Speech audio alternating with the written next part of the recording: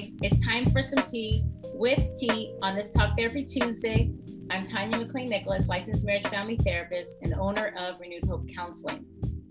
What an exciting Super Bowl weekend. I was able to participate in a few activities that allowed me to get a taste of the city of Los Angeles. And like millions of other people, I was glued to my television on Sunday afternoon watching two teams who worked hard to get to this day. They came in with high energies, working their plays that they had prepared beforehand.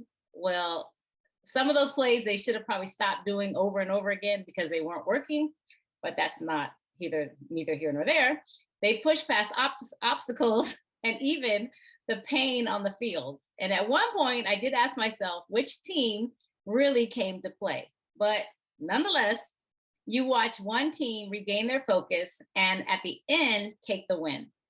I have to say that was an exciting game, but more than exciting, Super Bowl had some great lessons that could be used for everyday living. Did you catch them? Okay, no pun intended.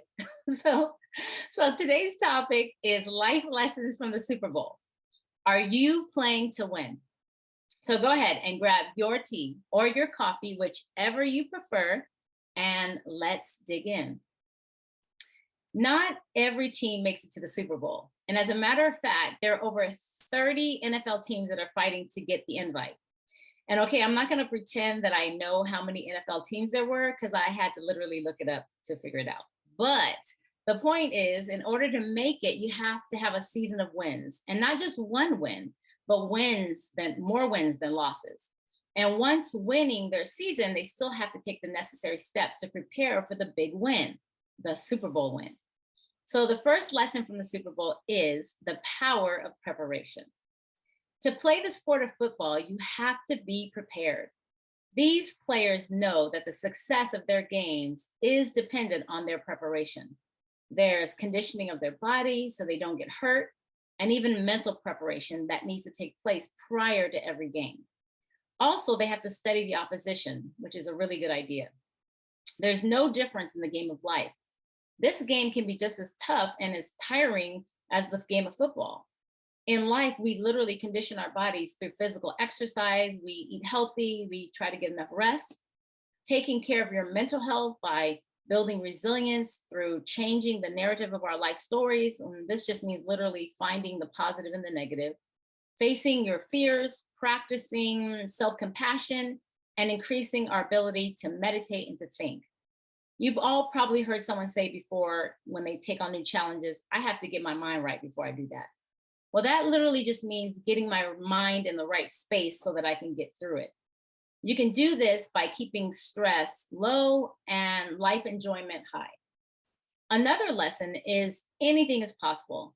Do you think that these teams got to the Super Bowl by believing that they couldn't do it? No, they have high hopes for themselves and their teammates. They believed it's possible and they work hard to make that happen.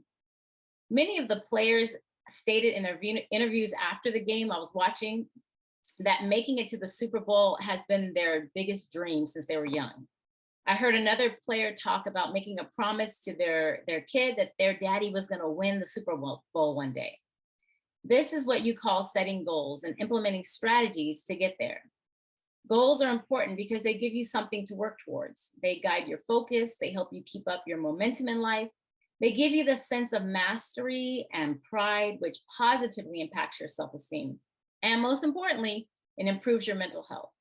So believe and have high hopes in your dreams. Starting a new business, getting a promotion, learning a new skill, getting into that college. Set your goals and believe everything is possible. Football is a rough sport. And as the players continued through each quarter, we started to notice that players were getting hurt. Some had been taken off the field and others were trying to just shake it off and keep playing.